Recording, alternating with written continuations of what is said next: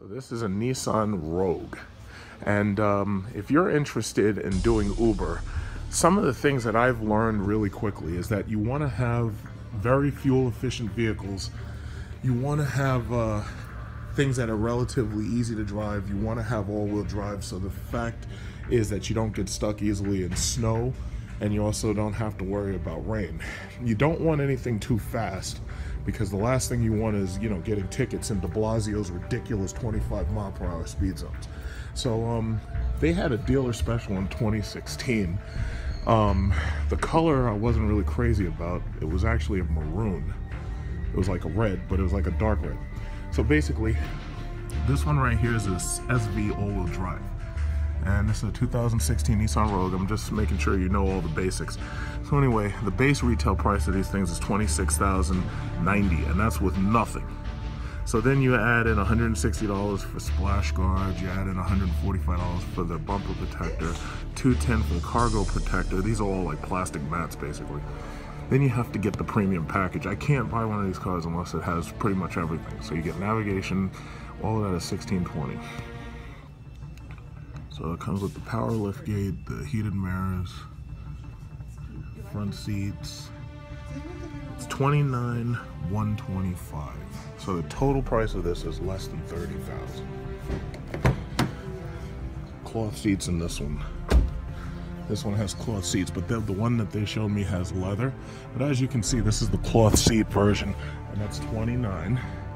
This one has the nav system, just like the one the manager offered me. And what else? It's very, very basic. See, a lot of people are there's a lot of people out there who own Rogues, and they're gonna watch this video and they're just gonna be upset, and they're gonna have no choice but to be upset. But the very simple fact of the matter is, Hyundai is outdoing Nissan. Now, Hyundai's products have come a long way. They used to be the brunt of jokes. I used to tell jokes, but they've brought their product a long way. My problem with this car is the interior space for the driver. My knees go right up to the thing, but fortunately I'm not the person who's going to be driving it. My only issue is backseat space, like the fold down flat. If I have passengers in here that we're charging for rides, because I have an Uber, I don't personally drive the Uber. I just basically buy the cars and I manage it. There's a lot of people who keep asking me about questions about owning an Uber. And to tell you the truth, it's actually really simple. All you have to do is you have to buy the cars and you have to have somebody to drive it for you. And you figure it like this. There are people who are constantly criticizing me. They're like, oh yeah, you just lease your cars, you don't finance them. But hey, guess what, guys? If you lease the car, think about it like this. You lease the car, $200 a month, $250 a month, $225, whatever. $250 a month for the lease. So you're putting down $2,500 tops. You lease the car for about, let's say $200 a month, because that's what one of the cars that I bought cost. So let's say you lease for $200 a month. Your driver, if you're running your own Uber, your driver will simply drive around. He'll take tips from people. And you got to remember, I'm in Manhattan. This is probably one of the best cities you could possibly have your own Uber service. The driver will get paid. He'll take tips.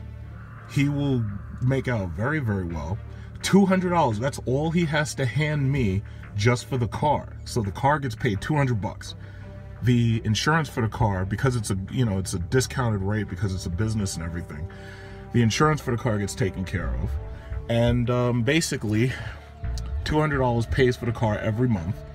If you have a 2-year lease, you figure that's 200 times 24. So the car basically pays for itself. So I'm not even really paying to own the cars. If you really think about it, I'm not really paying to own the cars. The car basically pays for itself. The driver's taking tips from people, or we overcharge just a little bit for the distance and whatever. But the driver's taking tips from people. The driver's kept happy. He's making his little $35,000 a year or his $40,000 a year if he's doing nights and mornings. And the car basically I can't explain it to you any better than that, guys. The car pays for itself. The driver gets his money. The driver gets his tip, so he's happy. And then the profit goes to me. So I can't really explain it any better than that. And I've tried to break it down, but the thing about it is you don't understand it until you actually own one. Now, somebody had suggested, oh yeah, well, you could use SRT vehicles for Uber, and that's absolutely stupid because of the gas cost. The gas cost on an SRT can be 100 plus every 3 or 4 days. And those are my cars. When I bought a Hellcat, when I bought a Jeep, when I bought a Chrysler 300, those were my cars to drive around and just to, you know, just to have fun. But I would never use one of those for Uber because the problem is, here you got a driver who's sitting down, like for instance, I don't want to name names, I don't want to use one of the names, but let's say the guy's name is Jimmy. He's sitting, he's waiting next to the park for somebody to call to pick them up from the airport to take them over to Manhattan, right? So he's just sitting there and he's got nothing to do. That's one of the reasons why I like having the infotainment systems, because for the time that we have the car, XM radio and all that stuff is free. So basically, he goes, he picks up the fare, he gets the fare, he drives them to Manhattan. Once he drives them to Manhattan, they pay him, and that's it. And that's it. You just wash your hands of it, the whole thing's over. Once this car comes off lease, it goes back to Nissan, or it goes back to Hyundai, or it goes back to Toyota, because I also have a Honda Civic. I don't even talk about those cars because I really don't care. But this is a 2016, and this is a brand new one. So basically, it pays for itself. And I can't really explain it very simply to somebody who's never owned their own business or anything before, but all I can say is this. Basically, it makes me enough money where I can afford SRT products. That's the easiest way I can say it.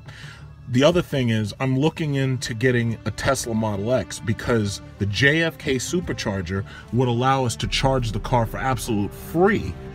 And if I can charge a car for free, I don't pay anything for gas.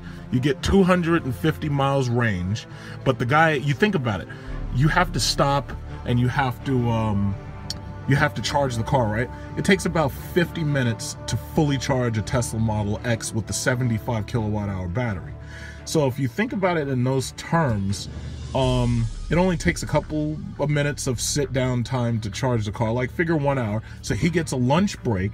So while he's charging the car at JFK supercharger, he's getting his lunch break. And once his lunch break is over, he's back on the road and he's got 250 miles of range. Now, the only problem with the Model X, and I'm going to show you in my next video, the only problem with the Model X is the price. It starts at, it's $1,200 a month. And then the insurance is, the insurance with Geico is another $200 or $225. So basically, and I don't want to harp on this too long, but basically the Model X, even though it costs $1,000, you're not paying anything for gas. So ultimately it really pays for itself.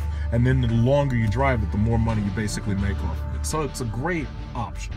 Okay, so this is the model that I ultimately went with. This is a fully loaded 2016 Nissan Rogue.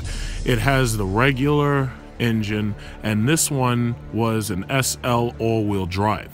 Now keep in mind, the reason why I'm making this video is not to really review the car per se, as you know, some people are expecting like full reviews and everything, but to tell you the God's honest truth, what you really need to do, don't take a reviewer's opinion for it. Go in, drive the car yourself, but please do not allow pushy salesmen to force you into a sale. They will do whatever they can to get you to sign on the dotted line, and they won't let you leave.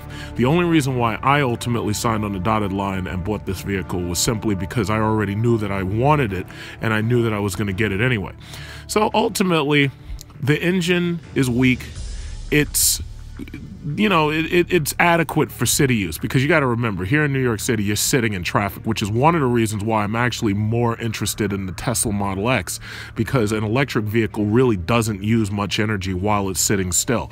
Meanwhile, your energy efficiency is going to drop through the floor while you're sitting in traffic.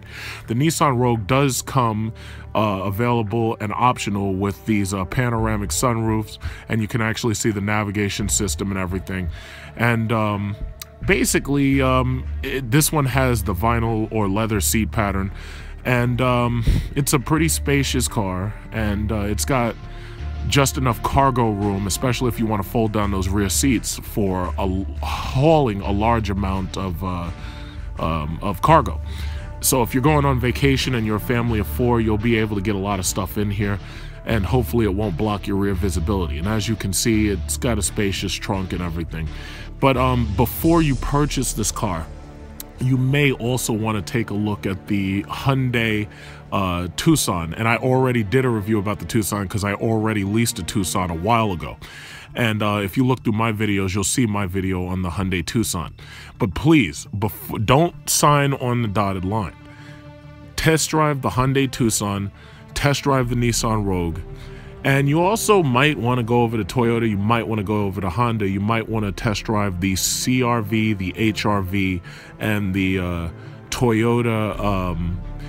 I'll tell you like this, if you can get your hands on a Venza, because ultimately what I really wanted was to get a Venza because it's a large people hauling vehicle. The only problem is it only comes with a V6 option, and if you're doing Uber, or if you have somebody doing Uber for you, what you don't want is you don't want a thirstier engine. And the Venza was actually a thirsty car. The only thing about it is there's lots and lots of incentives on any that you can find, simply because the Venza is being discontinued along with the Honda Cross Tour. And I've said this before in my video reviews, I actually like the Honda Cross Tour and the Toyota Venza simply because they were different. They weren't your run-of-the-mill Toyota Camry. They weren't your run-of-the-mill Honda Accord. And they were larger, more spacious, and they could get more, you know, kids, people, cargo into those cars. So once again, this is an Uber tip. If you know, if I get another chance, maybe I'll just take it out on a quickie test drive. But to tell you the truth, there's nothing really to write home about. The drive it's typical of what you'd find. The car feels light, just like if you're driving a Nissan Altima. It feels very hollow. On the road, it handles bumps and everything pretty well, so there's not much to complain about there. But I'm very satisfied with the purchase because it's only costing me less than $400 a month.